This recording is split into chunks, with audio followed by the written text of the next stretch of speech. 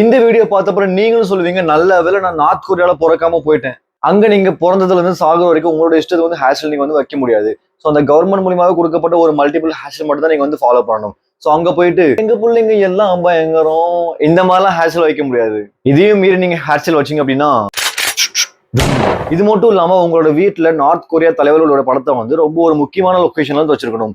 So தெரியாதனமா அங்க தூள் பட்டுச்சு அப்படின்னா அது மட்டும் இல்லாம உங்களோட வீட்டுல தீப்பத்தி எரியும் போது உங்களோட ஃபேமிலி மெம்பர்ஸ் மட்டும் நீங்க வந்து காப்பாத்திட்டு அந்த போட்டோ வந்து நீங்க எடுக்காம போயிட்டு அப்படின்னா நார்த் கொரியால டிசம்பர்ல ஏதோ ஒரு தலைவர் வந்து இறந்துட்டாரு. சோ அதனால நீங்க வந்து அங்க டிசம்பர்ல சிரிக்கக்கூடிய சட்டவிரோதமான ஒரு செயல்.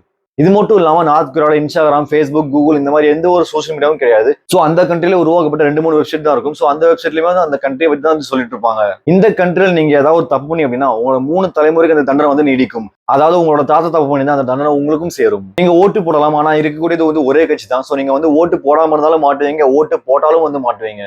இதெல்லாம் மீறியும் நீங்க அங்க இருக்கக்கூடிய கவர்மெண்ட் பத்தி கேவலமா பேசுறீங்க அப்படின்னா இந்த மாதிரி இன்ட்ரெஸ்டிங்கான இன்ஃபர்மேஷனுக்கு மறக்காம நம்ம பேஜை ஃபாலோ பண்ணி வச்சுக்கோங்க. நாளைக்கு ஒரு வீடியோல பார்க்கலாம். அது வரைக்கும் பாய்.